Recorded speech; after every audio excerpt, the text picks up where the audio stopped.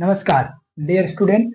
जैसा कि आप लोगों को पता है, अपने जो कक्षा 12 है उस कक्षा 12 में ज्योग्राफी सब्जेक्ट जिनके हैं उनके एक प्रैक्टिकल होती है, जो ये है भूगोल प्रायोगिक के नाम से चलती है। अपने ज्योग्राफी प्रैक्टिकल होगी। उस प्रैक्टिकल में इस जो किताब है उसमें अपने कुल 4 इकाई है, जिसमें पहली इकाई है आंकड़ों का स्रोत और संकलन।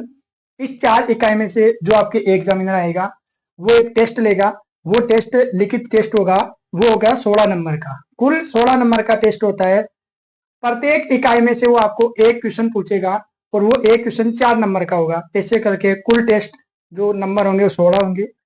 जो आपने ज्योग्राफी फाइल बनाई है उसके 10 नंबर होंगे और 4 नंबर के आपके साक्षात्कार यानी वाइवा होगा। अब इसमें हम आज पहला जो यूनिट है आंकड़े स्रोत और संकलन, इसका हम अध्ययन करेंगे। इसको हम 2 भागों में पढ़ेंगे। पहला जो अपना आज का जो मैटर होगा वो होगा आंकड़े किसे कहते हैं, आंकड़ों की आवश्यकता क्यों पड़ी, और प्राथमिक आंकड़े क्या होते हैं, द्वितीयक आंकड़े क्या होते हैं, और इनको ग्रहण करने की या इनको एकत्रित करने की जो विधियां हैं वो विधियों का अध्ययन हम आज करेंगे। तो पहला क्वेश्चन देखते हैं हम लोग आंकड़े और आंकड़ों के बारे में जो छोटी मोटी जानकारी है वो। अब हम देखेंगे आंकड़े क्या है और आंकड़े किसे कहते हैं, आवश्यकता क्यों पड़ती है। ये मैंने अपने पहले पार्ट से कुछ नोट्स बनाए हैं, 3 पेज के है। आपको आपके टेलीग्राम, हमारे जो टेलीग्राम चैनल है अपना इसी नाम से उस पर मिल जाएगा, और आप लोगों को जो स्टूडेंट जुड़े हैं उनको आपको व्हाट्सएप ग्रुप पे मिल जाएगा। तो हम पहला क्वेश्चन आपको एग्जामिनर भी पूछ सकता है, क्योंकि पहली यूनिट आपके आंकड़े, तो जो वाइवा लेगा आपका वो यहाँ से 2 क्वेश्चन पूछने की आवश्यकता हो सकती है। सामान्य शब्दों में पूछ सकता है आपको कि आंकड़े क्या होते हैं। दूसरा पूछ सकता है वो क्वेश्चन आपको जो इंटरव्यू लेगा, साक्षात्कार लेगा, आवश्यकता क्यों पड़ती है आंकड़ों की। एक वो पूछ सकता है कि आंकड़ों को संग्रहण करने की विधियां कौन कौन सी है, प्राथमिक आंकड़े किन्हें कहते हैं और द्वितीयक आंकड़े किन्हें कहते हैं। इस पार्ट से अगर आपको पूछेगा तो ये 3 क्वेश्चन आपको पूछ सकता है। और आपको जो 4 नंबर का टेस्ट होगा उसमें आप 90% मान करके चलेंगे कि पहला जो क्वेश्चन होगा आपका वो होगा आंकड़े किसे कहते हैं, प्राथमिक आंकड़ों के बारे में बताओ, या आंकड़ों को संग्रहण करने की विधियों के बारे में बताओ। तो मैं हम पहला देखते हैं आंकड़े क्या है। तो सीधी भाषा में यही है, देखो सामान्य शब्दों में जो भी संख्या है, कोई भी संख्या की जो सूचना है जिसका हम सांख्यिकी में प्रयोग करते हैं वो क्या कहलाते हैं, आंकड़े है। सीधी भाषा में अपन क्यों, तो जो संख्या हुए, जो डाटा हुए वो आंकड़ा होगा ना। तो आंकड़ों की ऐसी संख्या के रूप में परिभाषित किया जाता है जो वास्तविक संसार को मापन प्रदर्शित करते हैं। और भी अगर आपको वाइवा में बताना हो, यानी इंटरव्यू में अगर वो पूछे आपको, तो सीधी भाषा में आप बता सकते हो कि आंकड़ों को संख्या के रूप में लिखा जाता है और ये संख्यात्मक सूचनाओं को आंकड़े कहा जाते हैं। जो आंकड़े होते हैं उनको संख्या के रूप में लिखा जाता है और ये जो है ये संख्यात्मक सूचनाओं को क्या कहा जाता है, आंकड़े कहा जाता है। जैसे बाड़मेर में हमारे 20 सेंटीमीटर वर्षा होती है, एक प्रकार का आंकड़ा है।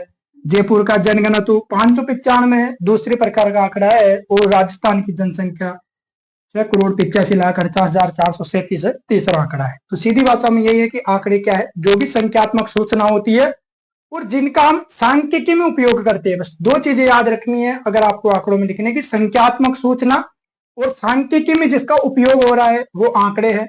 और ये आप याद कर लोगे एग्जाम में लिखने के तरीके से। दूसरा आपको क्वेश्चन पूछ सकता है कि आंकड़ों की आवश्यकता क्यों पड़ी, ऐसा क्या जरूरी था कि आप हमें आंकड़ों की आवश्यकता पड़ी। तो सीधा आप लोग उसे ये बताओगे कि आंकड़े जो होते हैं वो कोई भी विषय हो, कोई सा भी क्षेत्र हो, उस विषय को समझने में, उसकी तुलना करने में और सही निर्णय लेने में या लेने का आधार है, या लेने के लिए हमें आंकड़ों की आवश्यकता पड़ी। तो अगर आपको क्वेश्चन पूछे कि आंकड़ों की आवश्यकता क्यों पड़ी, तो आपको 3 शब्द याद रखने होंगे।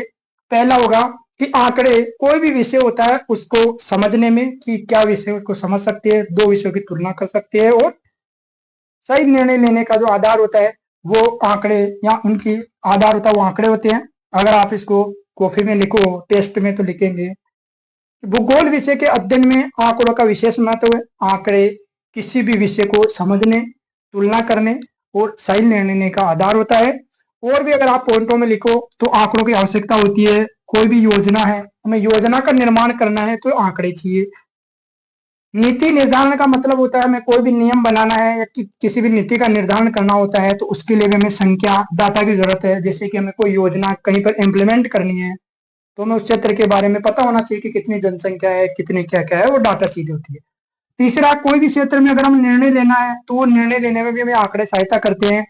किन्हीं चीजों की तुलना करनी है, कहीं पर हमें अनुसंधान करना है या अध्ययन करना है तो भी आंकड़ों की आवश्यकता होती है, और समस्याओं की पहचान करने में भी आंकड़ों की आवश्यकता होती है। तो ये पहला जो अपना एक पहली स्लाइड थी उसमें ये दो चीजें थी कि आंकड़े किसे कहते हैं और आवश्यकता क्यों होती है। अगर इन दोनों क्वेश्चनों को आपको लिखना हो तो ये सही फॉर्मेट है, और अगर पूछे आपको वो तो सीधा कह सकते हो आप लोग, आंकड़े संख्यात्मक सूचना होती है जिसका सांख्यिकी में उपयोग होता है, वो आंकड़े कहलाता है। और आवश्यकता क्यों पड़ी, भाई कोई भी विषय हो उसको समझने, तुलना करने और निर्णय लेने में हमें आंकड़ों की आवश्यकता होती है। दूसरा जो भी इसका अगला पॉइंट होगा वो हम देखेंगे आंकड़ों के स्रोत या आंकड़ा संग्रहण की विधियां, कि किस प्रकार से आंकड़ों को हम संग्रहित कर सकते हैं या आंकड़ों के स्रोत कौन कौन से होते हैं। तो पहला अगर हम देखें तो आंकड़ों मुख्य रूप से दो विधियां या दो स्रोत होते हैं जिन्हें प्राथमिक आंकड़े या द्वितीयक आंकड़े कहा जाता है। प्राथमिक आंकड़ों को हम प्राथमिक स्रोत भी कह सकते हैं और द्वितीयक आंकड़ों को हम द्वितीयक स्रोत भी कह सकते हैं। तो पहला देखते हैं कि प्राथमिक आंकड़ों के स्रोत। तो आंकड़ों के स्रोत कहो या इन्हें हम विधियां भी कह सकते हैं, आंकड़ों की विधियां। तो ये क्या होती है, आंकड़े मुख्य रूप से दो स्रोतों से हैं, दो स्रोतों से, या इसकी क्या होती है, दो विधियां होती है। आंकड़ों की कितनी होती है,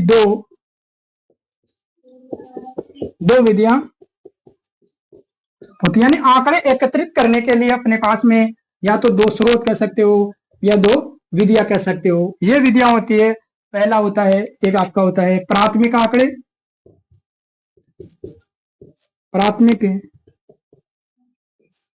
प्राथमिक आंकड़े या इन्हें प्राथमिक स्रोत भी कह सकते हो। एक होता है आपका द्वितीयक आंकड़े,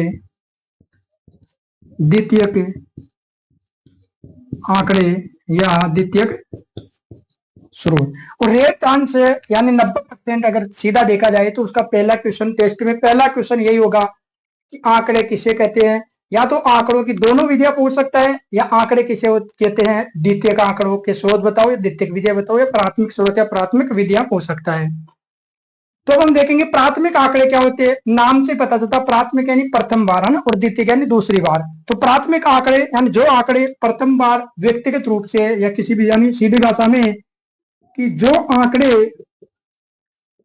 और आंकड़े को हम संख्या भी कह सकते हैं सीधी भाषा में, लेकिन संख्या में एक संख्या का बोध होता है, आंकड़ों में कोई और चीज भी आ सकती है। तो जो आंकड़े, या संख्या को हटा देते हैं, कि जो आंकड़े प्रथम बार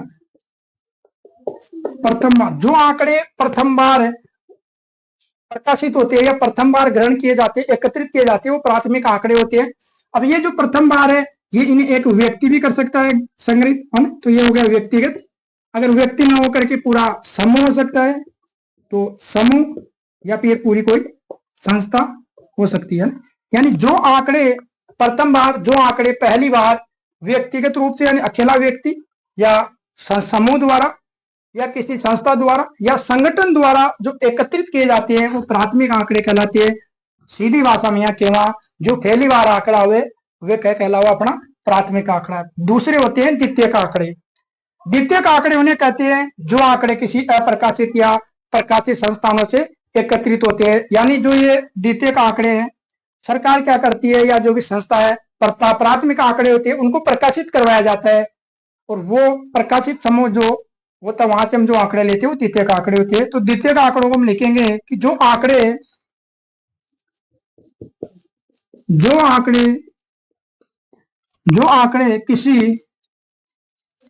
किसी अप्रकाशित या प्रकाशित साधनों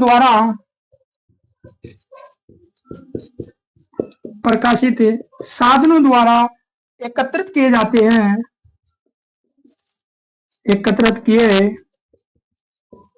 हैं, वो द्वितीयक आंकड़े कहलाते हैं। तो सीधा याद रखना है, आंकड़े दो प्रकार के होते हैं, दो विधियां होती है, दो स्रोत होता है। प्राथमिक आंकड़े जो पहली बार, प्राथमिक आंकड़ों में आपको याद रखना है पहली बार जो नए तरीके से, नए सिरे से जो पहली बार एकत्रित किए जाते हैं वो आंकड़े प्राथमिक आंकड़े होते हैं। अब पहली बार कोई अकेला व्यक्ति भी संग्रहित कर सकता है, कोई समूह भी हो सकता है, पूरी संस्था हो सकती है, कोई एनजीओ संगठन कोई भी हो सकता है। द्वितीयक आंकड़े क्या होते हैं? जो आंकड़े किसी अप्रकाशित या प्रकाशित साधनों द्वारा एकत्रित किए जाते हैं, यानी जो प्राथमिक आंकड़े एकत्रित होते हैं इन्हें फिर प्रकाशन में लाया जाता है। कुछ आंकड़े ऐसे होते हैं जिनका प्रकाशन नहीं किया जाता, वहां से उठाई जाती है। तो जो पहले प्रकाशित हो चुके हैं, कहीं पर भी प्रकाशित हो, वहां से उठाए जाने वाले आंकड़े क्या कहलाते हैं? द्वितीयक आंकड़े कहलाते हैं। ये होते प्रकाशित और अप्रकाशित, दो प्रकार से होते हैं ना। अब हम इसको थोड़ा चार्ट के द्वारा पढ़ेंगे, तो मैं वीडियो पॉज करता हूँ। अब हम पढ़ेंगे आंकड़ों की विधियां, यानी जो हमने अभी बात की थी कि आंकड़े की विधियां या स्रोत ये दो प्रकार के होते हैं, प्राथमिक स्रोत या द्वितीयक स्रोत, है ना। कि जो आंकड़ों का एकत्रीकरण होता है या जो आंकड़ों का जो होता है वो दो प्रकार से होता है, प्राथमिक और द्वितीयक। इन्हें विधियां भी कह सकते हैं, स्रोत भी कह सकते हैं। तो जो प्राथमिक होते हैं, पहले बार पे होते हैं, वो उन्हें अलग अलग प्रकार से व्यक्तिगत हो सकता है, साक्षात्कार से हो सकता है, प्रश्नावली या अनुसूची है, और एक अन्य विधियां। यानी जो प्राथमिक स्रोत या प्राथमिक विधियां होती है वो चार प्रकार की होती है: व्यक्तिगत, साक्षात्कार, प्रश्नावली, अनुसूची और अन्य विधियां। दूसरा जो द्वितीयक स्रोत होता है उसमें हमने पढ़ा था कि प्रकाशित और अप्रकाशित दो स्रोतों से आंकड़े लिए जाते हैं।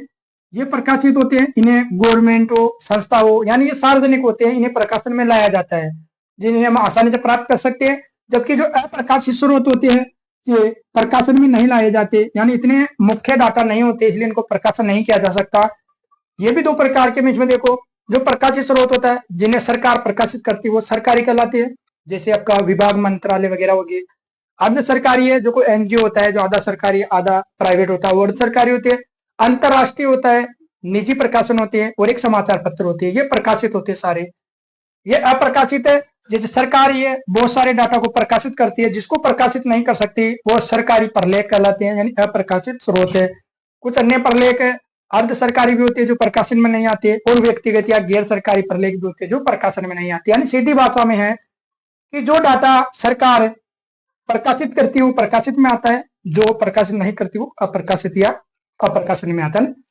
अब जो प्राथमिक स्रोत है उसमें पहला है व्यक्तिगत प्रक्षेपण। व्यक्तिगत का नाम ही पता चला, व्यक्ति यानी एक व्यक्ति होगा इसमें, और एक व्यक्ति जिसे हम कहते हैं अनुसंधान करता। तो ये क्या करेगा, किसी भी क्षेत्र में जाकर के वहां से जो जानकारी एकत्रित करेगा वो व्यक्तिगत स्रोत और प्राथमिक स्रोत होगी। साक्षात्कार में होता है, जैसे आप लोगों का साक्षात्कार होगा भी जब प्रैक्टिकल लेने वाले गुरु जी आएंगे तब, तो वो दो व्यक्ति आमने सामने बैठ करके जिस भी विषय पर बात करेंगे वो साक्षात्कार होगा। प्रश्नावली विधि में क्या होता है कि हमें किसी भी विषय का क्या करना है कि हमें वहां से डाटा लेना है, तो उस विधि पे हम एक प्रश्नावली बनाएंगे। 10 प्रश्नों की एक प्रश्नावली तैयार की जाती है इसमें, और वो प्रश्नावली के आगे संभावित उत्तर लिखे जाते हैं प्रश्नावली में, और संभावित उत्तरों के आधार पर जो आंकड़े होते हैं वो प्रश्नावली विधि होती है। अनुसूची में भी ऐसा ही होता है, प्रश्नावली बनाई जाती है, बस इसमें एक अंतर होता है। वो अंतर होता है कि इसमें सूचना दाता से पूछ करके उत्तर लेके जाते हैं अनुसूची में, जबकि इसमें संभावित उत्तर लेके जाती है। अन्य प्रलेख है, जैसे क्षेत्र भ्रमण कर लिया, वीडियोग्राफी है, फोटो वगैरह से भी हम लोग आंकड़े प्रकाशित कर सकते हैं या एकत्रित कर सकते हैं। और ये द्वितीय सरकारी में जो सरकार के मंत्रालय आते हैं, विभिन्न मंत्रालय। अर्ध सरकारी में आपके जो नगर विकास न्याय से बोलते हैं यूटीआई वगैरह वो आती है। अंतरराष्ट्रीय संस्था जैसे आपके डब्ल्यूएचओ है, यूएनओ है, और समाचार पत्र में आपके पाक्षिक है, दैनिक है, और निजी प्रकाशन में स्वयं के किसी संस्था के, निजी व्यक्ति के प्रकाशन आते हैं। उसी प्रकार के सरकारी प्रलेख है, इसमें जैसे पटवारियों का जो राजस्व विभाग इधर आता है, अन्य प्रलेख है, अर्ध सरकारी है, वो जो परिषद वगैरह आती है इसमें आती है, और व्यक्तिगत या गैर प्रलेख है जो किसी एक व्यक्ति द्वारा होते हैं। ये आपकी विधियां है। अब हम इसको एक एक पढ़ते थोड़ा। तो पहला हम पढ़ते हैं व्यक्तिगत प्रक्षेपण क्या होता है। तो हम पहला देखते हैं व्यक्तिगत प्रक्षेपण।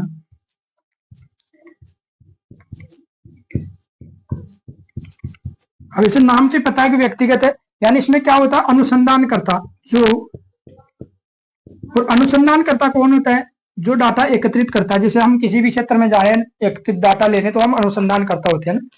अनुसंधानकर्ता के द्वारा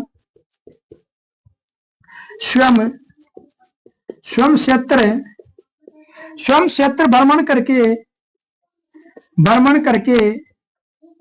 भ्रमण करके अनुसंधान विषय, जिस भी विषय में चाहिए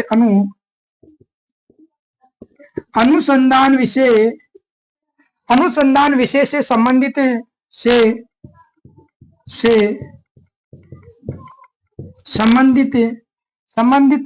तथ्यों की जानकारी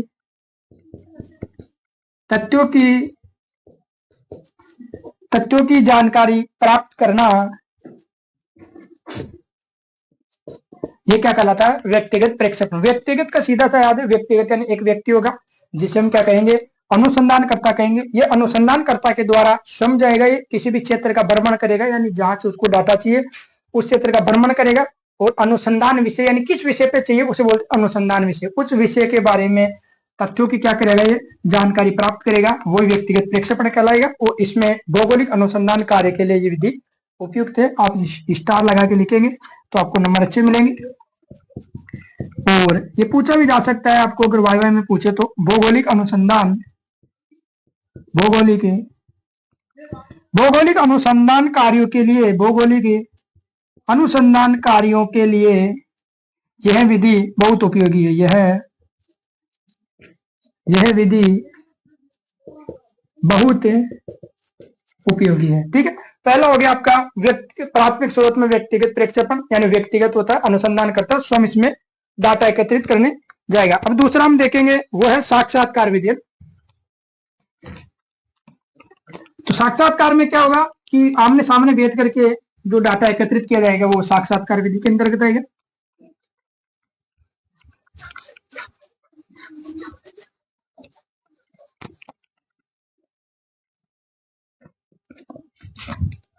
दूसरा है साक्षात्कार है।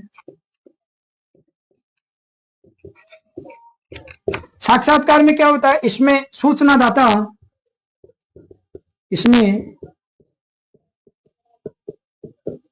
सूचनादाता का मतलब होता है जो हमें सूचना देगा, किसी विषय के बारे में जानकारी देगा। सूचनादाता से व्यक्तिगत संपर्क करेंगे हम लोग, क्या करेंगे? व्यक्तिगत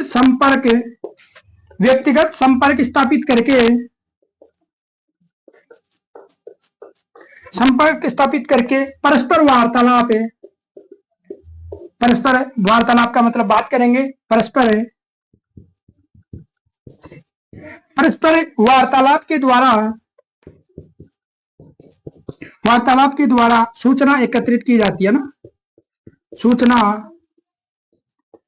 एकत्रित की जाती है। यानी इसमें क्या होगा? साक्षात्कार में सूचनादाता यानी जिससे हमें सूचना चाहिए, उस सूचनादाता से हम व्यक्तिगत रूप से जाकर के मिलेंगे और उस विषय पर हम क्या करेंगे? वार्तालाप यानी बात करेंगे, और जो सूचना निकल करके आएगी वो प्राथमिक डाटा होंगे और साक्षात्कार विधि द्वारा होगी। इस विधि का अच्छा प्रयोग हम सामाजिक और आर्थिक समस्याओं से संबंधित अनुसंधान कार्यों के लिए कर सकते हैं। तो सामाजिक व आर्थिक कार्यों, सामाजिक व आर्थिक समस्याओं, सामाजिक व आर्थिक समस्याओं से संबंधित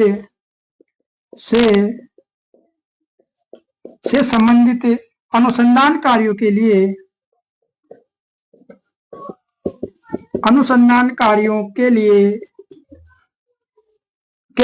ये विधि बहुत उपयोगी है, विशेष उपयोगी है। आप इनका अगर पीडीएफ निकलना चाहो तो निकला सकते हो, वरना ये सारी चीजें आपकी जो किताब है उसमें दी गई है, आप वहां पर अंडरलाइन कर सकते हो। ये शॉर्ट एंड स्वीट है ताकि इनसे आपका क्वेश्चन बाहर नहीं जाएगा। और पहला क्वेश्चन तो पक्का है कि अगर आपका ठीक ठाक एग्जामिनर आता है तो पहला क्वेश्चन यही देगा, अन्यथा कुछ छोटा मोटा क्वेश्चन है जो डीप जाने पर वो हम बता देंगे आपको। इसमें कल का जो वीडियो होगा उसमें पहला यही होगा कि आपका पहला क्वेश्चन यही है ना, तो अंडरलाइन करके आपका काम देख सकते हो। 4 क्लास में हम 4 क्वेश्चनों का पक्का विशेष भरोसा दिलाते हैं आपको कि 100% 16 नंबर के क्वेश्चन अपनी 4 क्लासों से मिलेंगे, जिसमें एक आपका माध्यिका का जो क्वेश्चन होगा वो पक्का आएगा। और माध्य और बहुलक के सूत्र आपको याद होने चाहिए, क्योंकि वाइवा में वो एक क्वेश्चन बहुलक का या माध्यिका का सूत्र जरूर पूछता है ना। तीसरी विधि है वो है प्रश्नावली विधि। प्रश्नावली विधि कह सकते हो या प्रश्नावली विधियां आती है। प्रश्नावली विधि में क्या होता है? इसमें अनुसंधानकर्ता अपने अनुसंधान के बारे में अनुसंधानकर्ता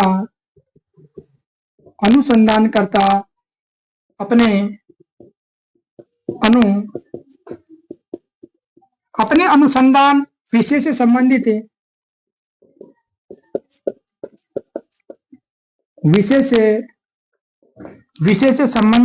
समस्त प्रश्नों की क्या बनाएगा, एक प्रश्नावली बनाएगा।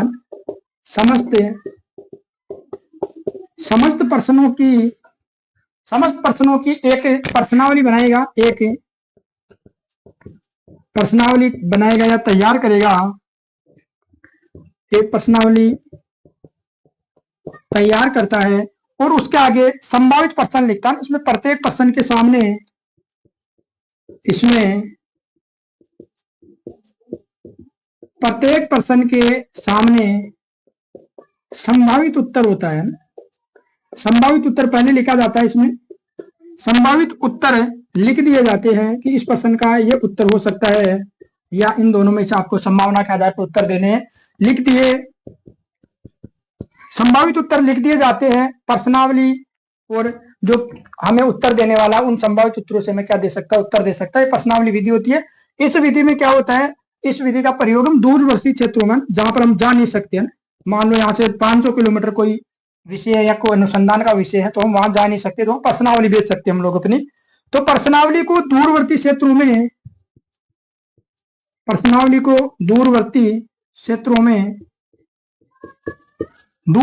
क्षेत्रों में भेजा जाता है, भेजा जा सकता है। इसमें प्रश्नावली की प्रकाशित प्रतियां होती है। इसमें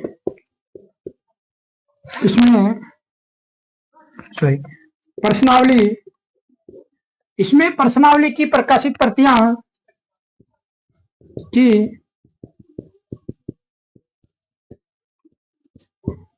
प्रतियां डाक द्वारा या इंटरनेट के कैसे भी माध्यम भेज सकते हो आप लोग। तो डाक द्वारा जो हमें सूचना देगा, सूचना दाताओं तक पहुंचाई जाती है।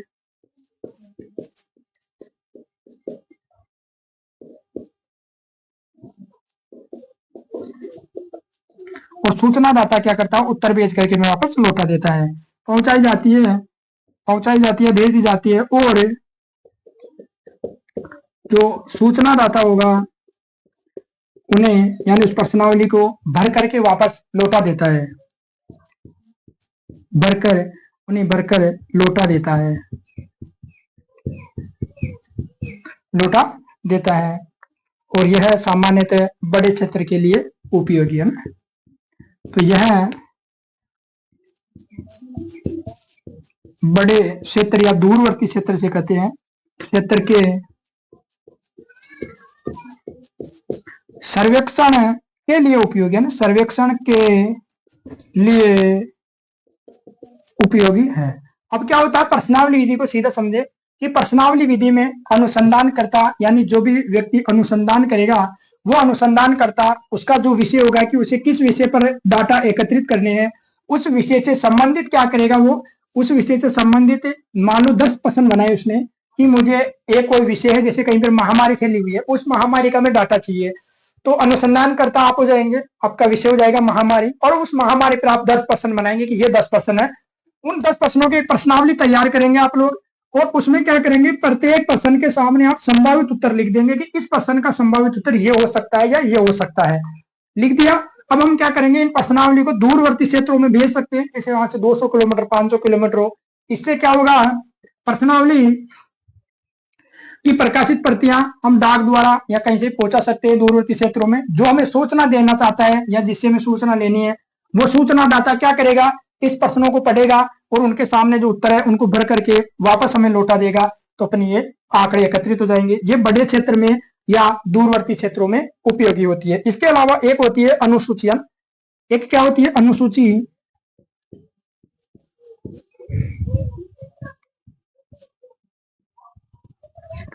अनुसूची में क्या होता है, इसमें भी जांच पड़ताल होती है, इसमें भी ऐसी बातें होती है, इसमें भी जांच पड़ताल से जुड़े प्रश्न पूछे जाते हैं। जांच पड़ताल से जुड़े प्रश्न पूछे जाते हैं। इसमें अंतर क्या होता है, इसमें लिखे गए प्रश्न होते हैं, इसमें ये अंतर होता है। इसमें लिखे गए प्रश्नों का जो उत्तर होता है, लिखे गए प्रश्नों का उत्तर किसी परगणक के द्वारा उत्तर, किसी परगणक के द्वारा, किसी परगणक के द्वारा सूचना दाता से पूछ करके भरा जाता है ना, सूचना दाता वो होता है जो हमें सूचना देना चाहता है ना, सूचना दाता से पूछ कर लिखे जाते हैं। और एक होता है अन्य विधियां। तो अन्य विधियां में हम कुछ भी लिख सकते हैं, किसी भी प्रकार से हो सकता है। अन्य में जैसे आपका क्षेत्र भ्रमण हो सकता है, आपकी वीडियो फोटोग्राफर वायु फोटो है,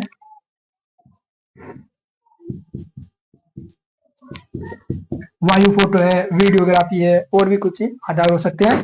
तो अपना जो प्राथमिक आंकड़े थे, प्राथमिक आंकड़ों में हमने पहला पढ़ा व्यक्तिगत प्रक्षेपण विधि। उसमें एक व्यक्ति होता है जो अनुसंधान करता क्या होता है, स्वयं खुद जाता है और उस क्षेत्र में से डाटा एकत्रित करता है। एक होती है साक्षात्कार विधि, उसमें होता है कि सूचना दाता से व्यक्तिगत संपर्क स्थापित करके परस्पर वार्तालाप के द्वारा सूचनाएं एकत्रित की जाती है।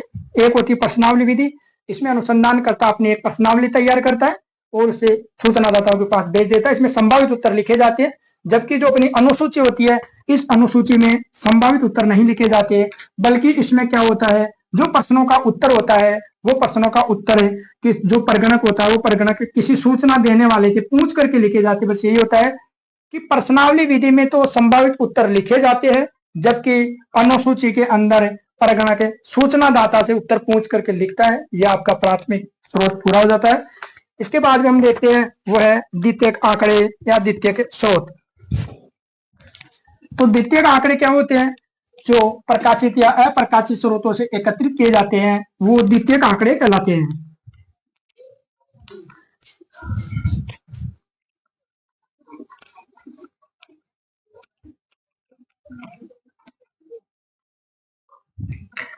और द्वितीयक आंकड़ों में हम पहला पढ़ेंगे सरकारी प्रकाशन, प्रकाशित स्रोत पढ़ रहे हैं हम लोग इसमें। पहला द्वितीयक आंकड़ों में प्रकाशित स्रोत जिनका प्रकाशन किया जाता है, और पहला आता है सरकारी स्रोत, है ना, सरकारी स्रोत यानी विभिन्न मंत्रालय, सरकार के जितने भी मंत्रालय, जैसे शिक्षा मंत्रालय है, पर्यटन का मंत्रालय है, स्वास्थ्य मंत्रालय, खेल मंत्रालय है, और भी जितने भी सरकार के विभाग है, तो विभिन्न मंत्रालय और भारत सरकार के विभाग, राज्य सरकार के प्रकाशन और जिलों की बुलेटिन वगैरह इसमें आते हैं। तो हम इसमें लिख सकते हैं कि विभिन्न मंत्रालय और भारत सरकार के विभाग, सरकार वैसे ये मंत्रालय भी भारत सरकार के होते हैं, विभाग अलग है। भारत सरकार के विभाग, राज्य सरकार के विभाग हो सकते हैं, राज्य सरकार के प्रकाशन और जिले बुलेटिन, और जिले भी अपना डाटा प्रकाशित करते हैं, और जिले के जो बुलेटिन होते हैं, जिले बुलेटिन द्वितीयक आंकड़ों के महत्वपूर्ण क्या है, साधन है। द्वितीयक आंकड़ों के महत्वपूर्ण साधन है, महत्वपूर्ण साधन है। इसके अंतर्गत भारत सरकार के सभी विभाग आते हैं, यानी सरकारी में क्या आते हैं, इसके अंतर्गत भारत सरकार के सभी विभाग आते हैं। जैसे अब सरकार अभी 2027 में जनगणना करवाएगी, तो जनगणना रिपोर्ट ये प्रकाशित स्रोत होता है, इसे आप एग्जाम्पल में डाल सकते हो।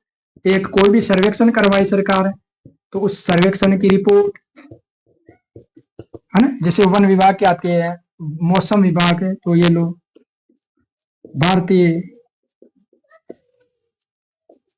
भारतीय मौसम विभाग और राजस्व विभाग वगैरह आदि, राजस्व विभाग आदि। तो ये पहला होता है जो द्वितीयक आंकड़े, उसमें प्रकाशित स्रोत होता है। उसमें पहला स्रोत होता है सरकारी, यानी सरकार के विभिन्न मंत्रालय, जितने भी सरकार के विभाग है, वो सरकार जो भी डाटा में, जो भी रिपोर्टों में प्रस्तुत करती है, वो क्या कहलाते हैं, सरकारी आंकड़े कहलाते हैं। दूसरा होता है अर्ध सरकारी प्रकाशन,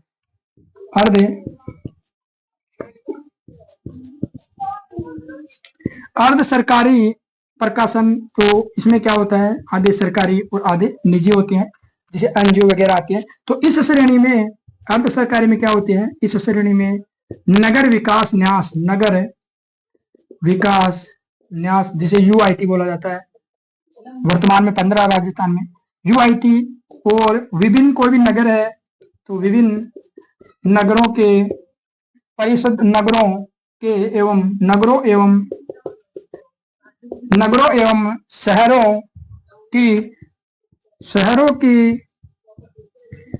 की परिषदों के प्रकाशन इसमें आते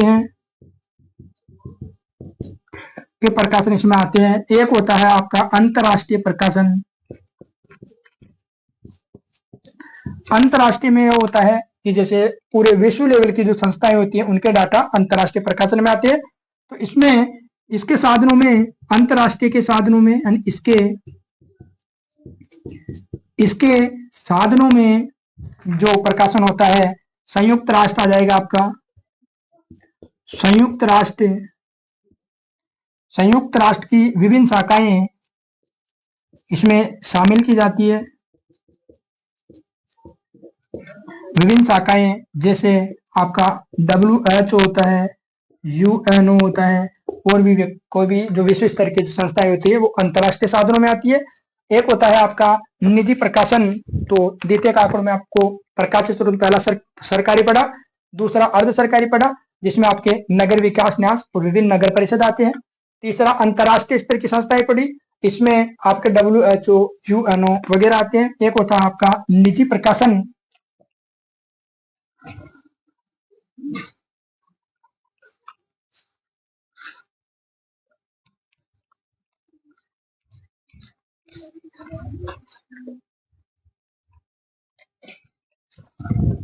एक होता है आपका निजी प्रकाशन, यानी जो प्राइवेट संस्थाओं द्वारा जो डाटा दिए जाते हैं वो ये होते हैं। इस श्रेणी के अंतर्गत इस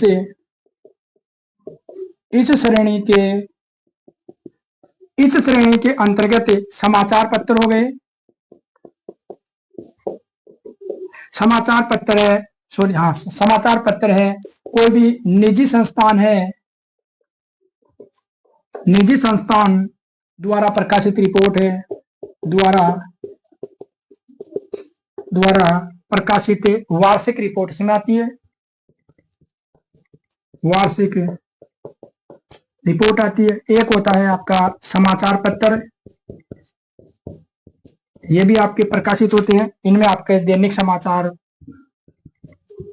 दैनिक है, आपके पाक्षिक है, आपके साप्ताहिक है, कोई मासिक हो सकता है, वार्षिक हो सकता है। जितने भी समाचार पत्र होते हैं वो समाचार पत्रों में आते हैं। और वर्तमान में एक जो नया साधन उभर करके आया है वो है इलेक्ट्रॉनिक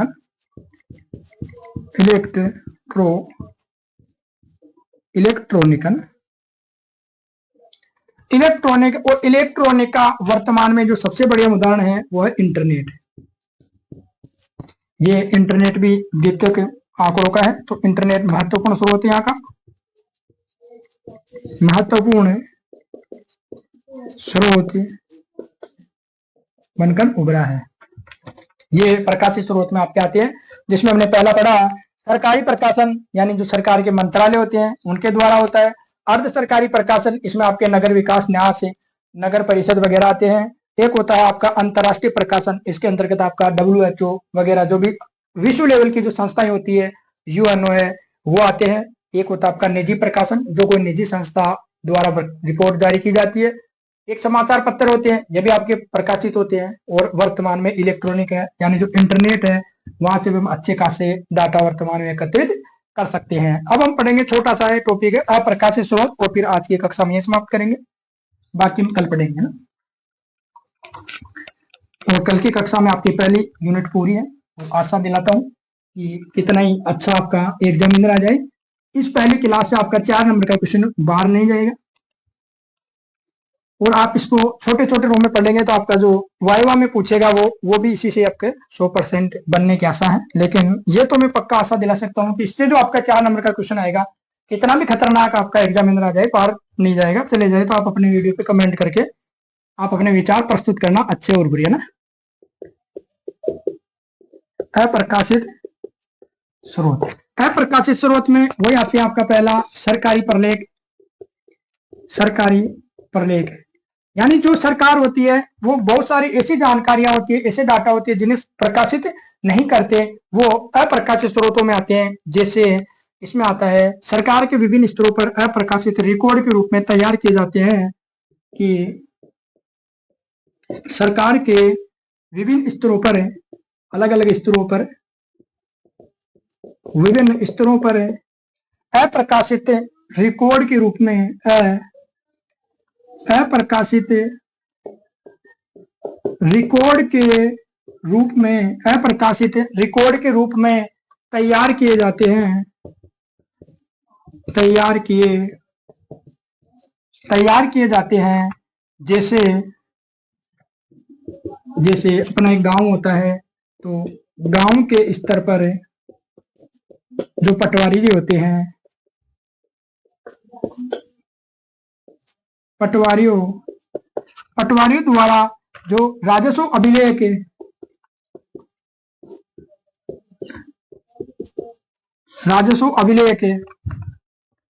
बनाए जाते हैं। अब बस 5 मिनट की क्लास बाकी अपने बनाए जाते हैं। जैसे जो गांव के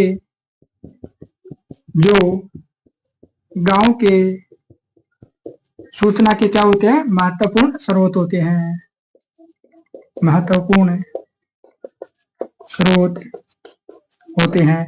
तो ये द्वितीयक क्यों है, क्योंकि पहले जो प्राथमिक स्रोत तो पटवारी थे, पटवारियों ने डाटा ले लिया, वो प्राथमिक था। अब जो इन्होंने एकत्रित करके रख दिया वो द्वितीयक स्रोत में आ गया ना। तो सरकारी प्रलेख है यानी सरकार के विभिन्न स्तर होते हैं, ग्रामीण स्तरों पर अप्रकाशित रिकॉर्ड होता है। जैसे जो गांव के पटवारी है और भी जो आपके ग्राम विकास अधिकारी जिन्हें बोलते सेक्रेटरी, वो लोग है वो जो डाटा एकत्रित करते हैं उनको प्रकाशित नहीं करवाया जाता और वो क्या कहलाते हैं, अप्रकाशित स्रोत में आता है। एक उसी प्रकार आपका आता है अर्ध सरकारी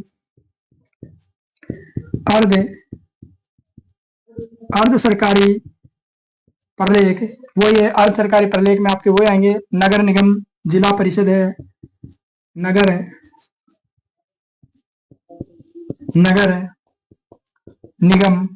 निगम, जिला परिषद है, लोक सेवा विभाग है, लोक सेवा विभाग। इन विभागों के द्वारा जो जानकारी अप्रकाशित होती है यानी प्रकाशन नहीं करी जाती है वो अर्ध सरकारी प्रकाशन में आता है।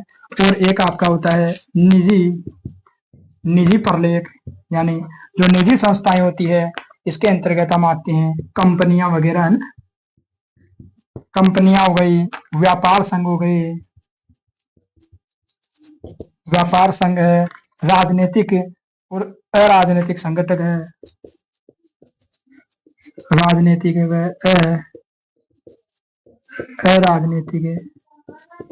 अराजनीतिक संगठन के रिकॉर्ड इसमें शामिल होते हैं। यह आपका पहला क्वेश्चन हो गया, सबसे बड़ा क्वेश्चन था। और 100% गारंटी मानो कि आप लोग 90% चांस है कि कितना भी बड़ा आपका जो एग्जामिनर आए वो पहला क्वेश्चन यही से देगा कि आंकड़े क्या है, द्वितीय का आंकड़े को समझाओ या द्वितीय का आंकड़ों की विधियों के बारे में बताओ या प्राथमिक आंकड़ों के बारे में बताओ। अब छोटा सा क्वेश्चन मतलब छोटे हैं जो हम कल पढ़ेंगे, जो अगर आपको मान लो कि एग्जामिनर उन 10% में से देना चाहे तो वो 10% की क्लास कल होगी और उस कल की क्लास के बाद में 100% गारंटी है आपको कि 4 नंबर का क्वेश्चन बाहर नहीं जाएगा, क्योंकि पूरे के पूरे पार्ट को हमने इसमें विस्तृत कर लिया है।